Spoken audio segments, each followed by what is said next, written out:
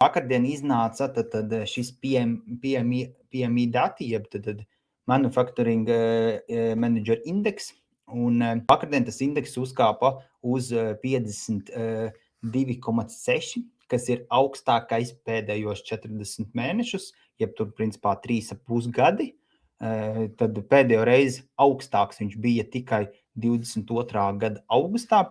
Un, ja mēs gribētu atkal vilkt taisīt kaut kādas spekulācijas uz šī rādītāja, tad vienmēr kaut kāds šī altsezona vai bullruns vienmēr bijis ir tikai tajos periodos, kad šis rādītājs, jeb šis ekonomiskais rādītājs ir bijis virs 50 indeks. Ja?